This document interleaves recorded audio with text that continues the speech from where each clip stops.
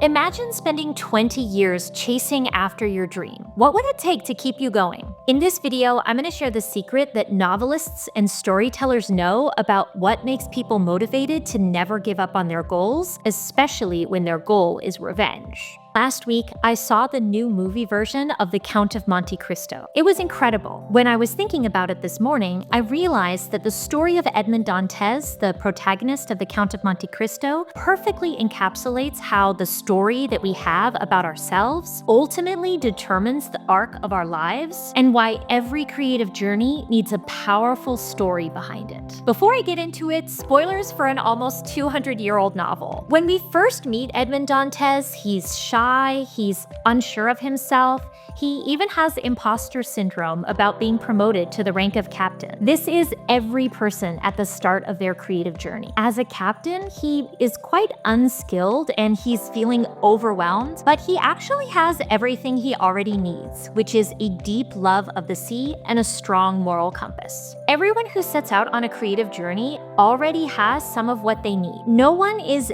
ever starting from scratch. And a lot of times, we're actually already doing some version of this creative thing that we wish to do in some other area of our lives. I talk about this in my video on how to build momentum towards your dreams, when I realized that making YouTube videos was really not that different from my day job of teaching students. But anyway, back to the Count of Monte Cristo. Like every great hero's journey, forces of opposition get in his way, and Dantès is powerless against the story his accusers tell about him, even though they're all lying.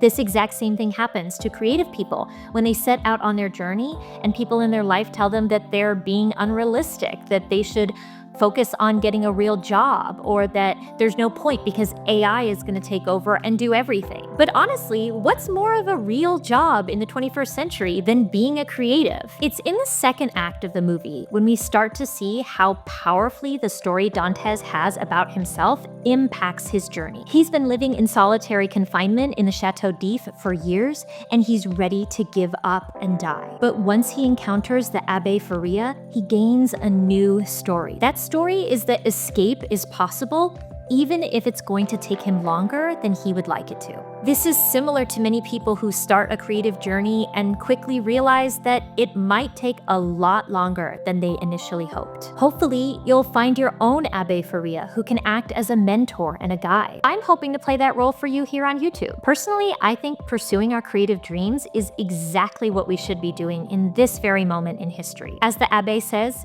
"Did you have another plan for these years?" Not only does the Abbé Faria give Dantès a new story about the possibility for escape, but he also helps Dantès to build a new story about himself as he gains all the wisdom of languages, mathematics, sword fighting, philosophy, history, and culture. And of course, you might think that the most important story that the Abbé Faria tells Edmond Dantès is where the treasure is buried on the island of Monte Cristo, but it actually seems to me that the treasure is incidental to the journey that Edmond Dantès goes on. It's a tool to help him fulfill his story's destiny, and it provides inspiration for him. But Dantès is ultimately not motivated by riches. He's motivated by revenge, which is part of what makes this story so timeless, because everyone can relate to that feeling. Dantès has a new story and a newfound confidence that helps him to take on the identity of the Count of Monte Cristo and begin to ingratiate himself into Parisian society. He has a powerful, motivating force behind him,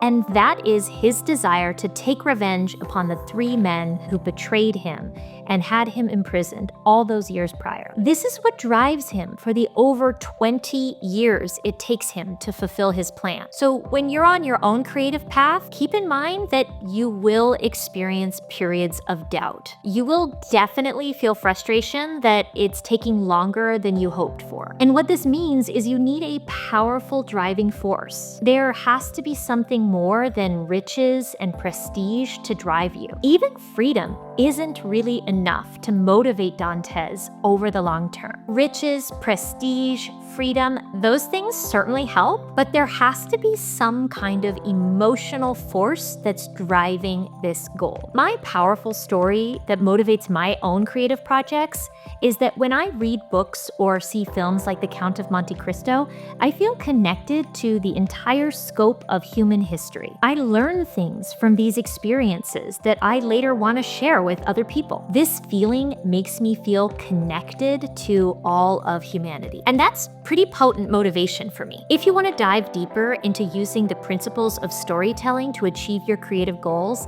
then make sure to like this video and subscribe to my channel. Finally, Dantès as the Count of Monte Cristo arrives in Paris with his plan already set into motion. He has his motivating emotion, which at the time he believes to be revenge. He's built his skills and steadfastly worked towards his goals for over 20 years. And then it's time to set his plan in motion. I won't say what happens just in case you want to read the book or see the film. But what was really captivating to me is that in the final scenes of the film, we could see that revenge was an unsatisfactory emotion to drive Dantès' actions. Instead, he is much more satisfied when he leans into the emotion of love. Doing something out of love is the new story he arrives at the end of his character arc. When people want to pursue their creative goals or dreams, and they're motivated solely by things like revenge or a desire for money or fame or noteworthiness, just like the Count of Monte Cristo, they'll probably end up finding those things pretty hollow. There has to be some greater force, like love. My own greater force is the sincere belief that each individual expressing their creativity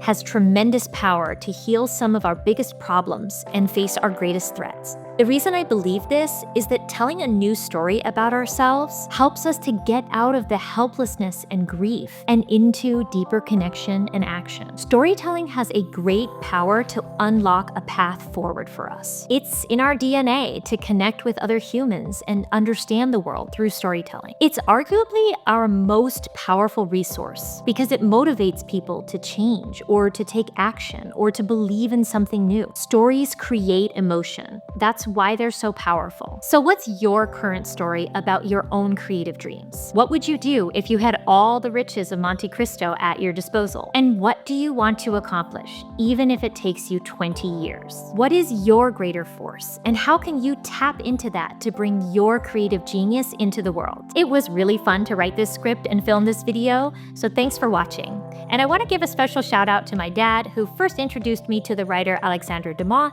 and who read The Count of Monte Cristo with me many years ago. I hope you'll share with me in the comments below, what is your creative dream? And what emotion do you want to tap into in order to achieve it? Thanks for watching.